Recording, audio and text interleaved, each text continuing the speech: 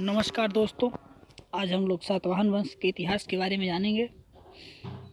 चलिए शुरू करते हैं। परिचय। जानकारी के स्रोत पुराण, अभिलेख तथा सिक्के हैं। इनका मूल स्थान महाराष्ट्र ही बताया जाता है। और मरणोत्तरकालीन जो 3 वंश हुए थे, शुंग, कण्व, सातवाहन, ये सब ब्राह्मण थे। ये जानकारी पुराण, अभिलेख, जाति तथा इनके सिक्कों से प्राप्त होती है। आइए शुरू करते हैं। परिचय। शुंग, कर्ण, सातवाहनों की उत्पत्ति ब्राह्मणों से हुई थे। कर्ण वंश के अंतिम शासक सुशर्मा की हत्या कर 27-28 ईसा पूर्व में सिमुक ने सातवाहन वंश की स्थापना किया। इस वंश की जानकारी पुराणों से होती है। वायु पुराण तथा मत्स्य पुराण, अभिलेख, नानाघाट प्रतिमा लेख, हाथी गुम्फा लेख, नासिक अभिलेख तथा इन लोगों के सिक्के।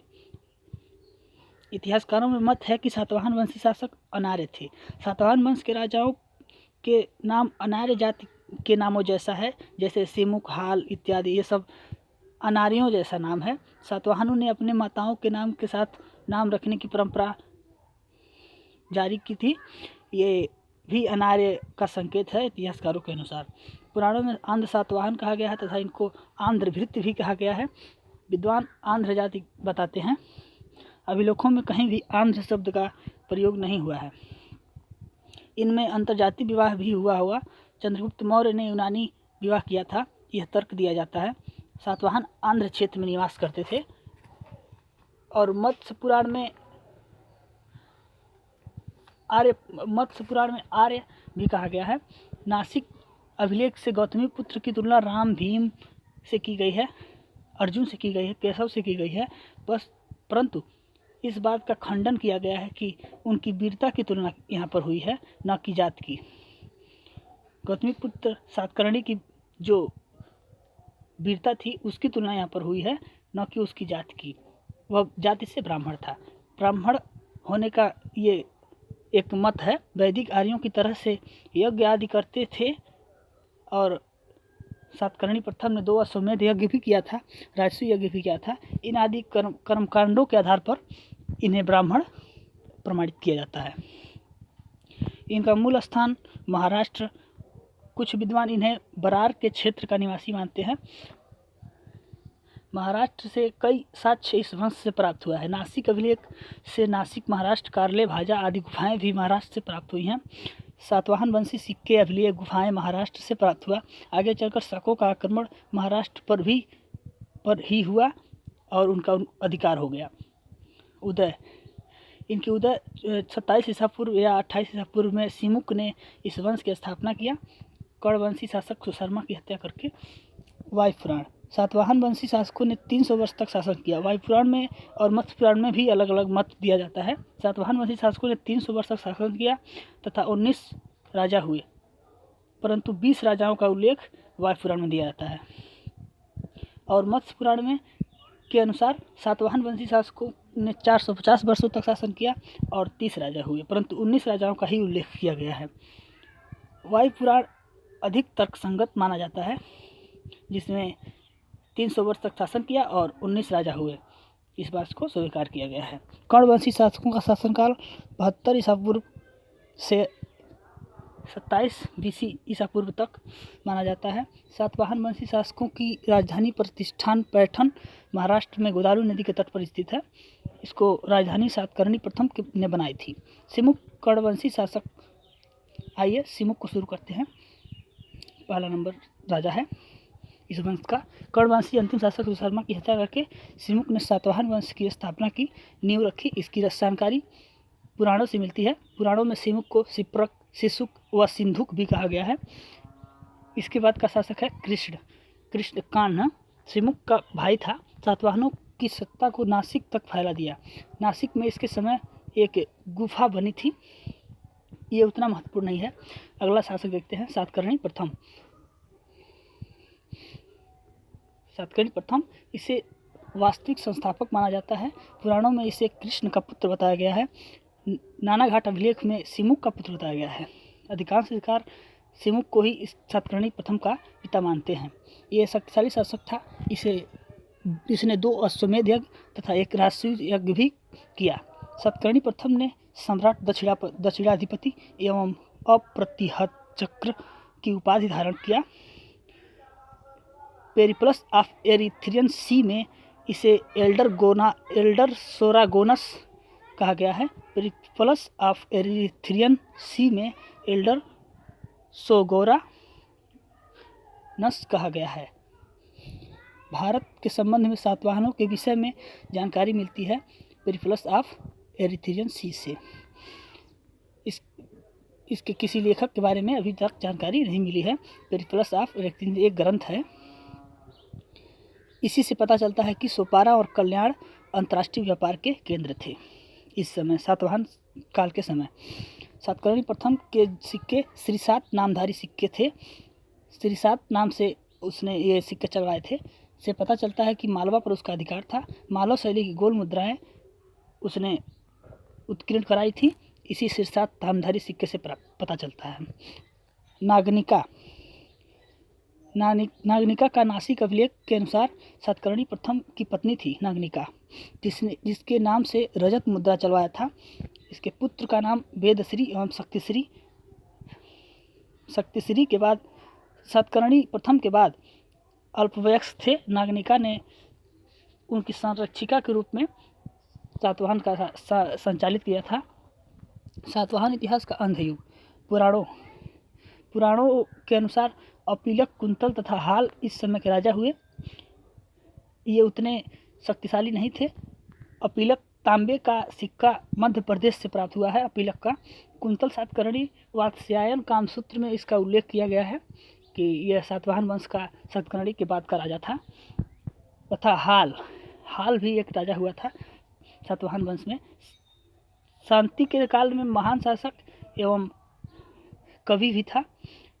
सातकर्णी प्रथम के बाद ये युद्ध अभिनेता तो नहीं था, लेकिन शांति के काल का महान शासक था। इसकी ये कवि भी था। इसकी रचना एक है गाथा सप्तशती।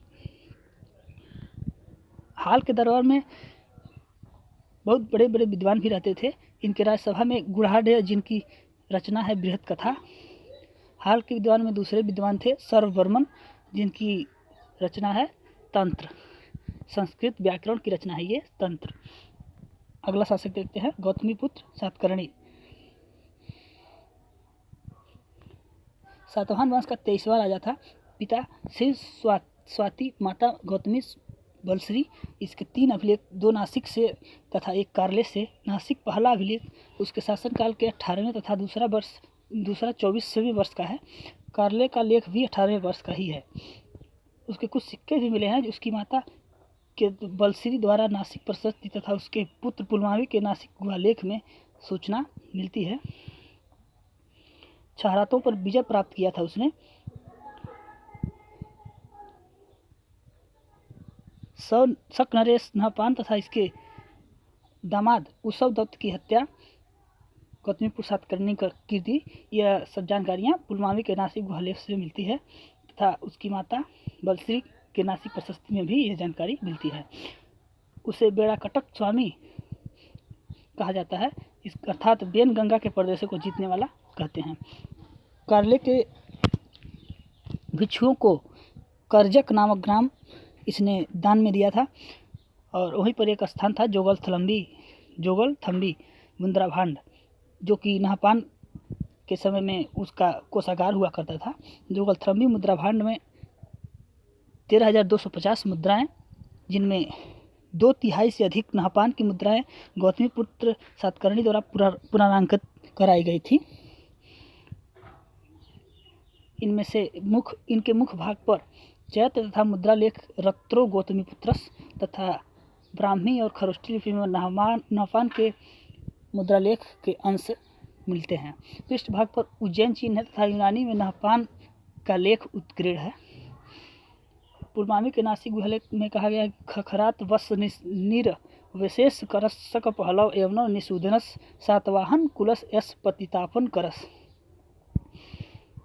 इसका अर्थात गौतमीपुर सातकर्णी ने छहरात वंश और शक, पहलव, यवन इन सब का विनाश किया तथा सातवाहन कुल का यश जो गौरव खो गया था उसको फिर से स्थापित किया। पुलमावी के 19वें वर्ष के उत्कीर्ण नासिक गुहलेख से गौतमीपुत्र सातकर्णी द्वारा विजित प्रदेश निम्न है। ऋषिक कृष्णा नदी का तटीय प्रदेश है। अस्मक गोदावरी नदी का तटीय प्रदेश, मूलक पैठन का समीपवर्ती प्रदेश, सौराष्ट्र दक्षिणी का कठियावाड़, कुकुर पश्चिमी राजपूताना, अपरांत उत्तरी कोंकण, अनूप नर्मदा घाटी, विदर्भ, बरार, आकर पूर्वी मालवा, अवंती पश्चिमी मालवा। इसकी उपाधियाँ थी गौतमीपुत्र सातकर्णी की उपाधियाँ। राज स्वामी नासिक प्रशस्ति में उसके वीरता की प्रशंसा अर्जुन नाम के राम केशव भीम से तुलना की गई है, जो नहुस जन्मेजय सागर ययाति राम तथा अम्बरीय के समान तेजस्वी था। गौतमीपुत्र सातकर्णी निर्बलों और दुखियों के दुख में दुखी होने वाला तथा सुख में सुखी होने वाला था। नासिक प्रशस्ति में उसे आगम निलय तथा एक ब्राह्मण कहा गया है और संस्कृत में उसे कहते हैं पोर जन निविशेष सम सुख दुख सह। पोरजन निविशेष सम दुख सह, इसका मतलब वह दुखियों के दुख में दुखी होने वाला और सुख में सुखी होने वाला शासक था। नासिक प्रशस्ति में उससे आगम निलय तथा इसका मतलब वेदों का अध्ययन करने वाला तथा एक ब्राह्मण कहा गया है। एक ब्राह्मण का मतलब अद्वितीय ब्राह्मण कहा गया है। इसका व्यक्तित्व आकर्षक था तथा सुंदर था। नहपान के जुन्नार अभिलेख से पता चलता है कि गौतमीपुत्र सातकर्णी अपने राज्यारोहण के 18वें वर्ष नहपान से महाराष्ट्र को जीता था। तो इसी के आधार पर इसका काल निर्धारित किया गया है 106 से 130 ईस्वी तक। वशिष्ठिपुत्र पुलमावी, अगला शासक देखते हैं। वशिष्ठिपुत्र पुलमावी 130 ईस्वी से 159 ईस्वी लगभग। उपाधि पुलोमा पुलमावी, पुराणों में इसे पुलमावी कहा गया है। कामदंक तथा कामदंक वंशी 2 शासक चष्टन तथा रुद्रामन का नाम मिलता है, जिससे ये पराजित हुआ था ऐसा माना जाता है। टालमी ने इसे उज्जैन का शासक बताया है। रुद्रदामन अपने गिरनार अभिलेख में इसे पराजित करने का दावा करता है। पुलमावी अकेला शासक है जिसका लेख अमरावती से एक लेख प्राप्त हुआ है। कृष्णा नदी के मुहाने पर उसके बहुसंख्यक सिक्के भी प्राप्त हुए हैं। दक्षिणापथ पथेश्वर इसकी उपाधि बहुत प्रसिद्ध है। उसके कुछ सिक्के पर 2 पतवारों वाले जहाज का चित्र मिलता है वशिष्ठिपुत्र पुलमावी के सिक्कों पर। इसी के काल में अमरावती स्तूप का संवर्धन हुआ तथा चारों तरफ वेष्टिनी बनाई गई। इसके बाद शिव स्कंद सातकर्णी 167 से 174 ईस्वी शासक हुआ। इसकी कुछ उपलब्धियां नहीं मिली हैं तथा इसके बाद अंतिम शक्तिशाली शासक यज्ञश्री सातकर्णी हुआ। यज्ञश्री सातकर्णी के बारे में ये जानते हैं 174 से 203 ईस्वी लगभग। शकों को पुनः पराजित किया। अपरांत आदि क्षेत्रों पर यज्ञश्री सातकर्णी ने फिर से अधिकार कर लिया था।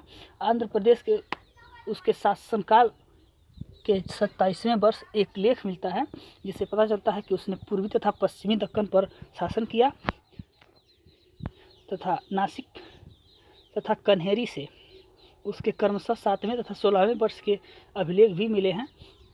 गुजरात, काठियावाड़, मालवा तथा आंध्र प्रदेश से उसके चांदी के बहुसंख्यक सिक्के भी प्राप्त हुए हैं। 27 या 28 वर्षों तक इसने शासन किया ऐसा इतिहासकार मानते हैं। पुलोम निर्बल अंतिम शासक। इसके बाद पुलोमा एक शासक। इसके बाद कई शासक हुए, विजय चंद्रश्री तथा पुलोमा निर्बल, ये सब निर्बल थे। अंतिम शासक इसी को माना जाता है यज्ञश्री सातकर्णी को। ये शक्तिशाली था थोड़ा सा। दक्षिण पश्चिम में सातवाहनों के बाद आभीर वंश का संस्थापक ईश्वर सेन था। दक्षिण पश्चिम में कुछ 3 वंशों का उदय हुआ उस समय। आभीर वंश का संस्थापक ईश्वर सेन था। कुंतल में चुटू सातकर्णी तथा आंध्र प्रदेश में इक्ष्वाकु वंश का शासन हुआ था। आबिर वंश का संस्थापक ईश्वर सेन, कुंतल वंश चुटू सातकर्णी, सातवाहनों का की शाखा मानते हैं इसे। ये कुछ लोग मानते हैं कि ये नागकुल से संबंधित थे। कदम्बों ने इनका विनाश कर दिया। कुंतल चुटू सातकर्णी का विनाश कदम्बों ने कर दिया। आंध्र प्रदेश में इक्ष्वाकु वंश का उदय हुआ था, तो ये इसका संस्थापक था श्री शांतमूल। श्री पर्वत के शासक थे ये लोग। कहा जाता है कि श्री पर्वत पर ये शासन कर रहे थे।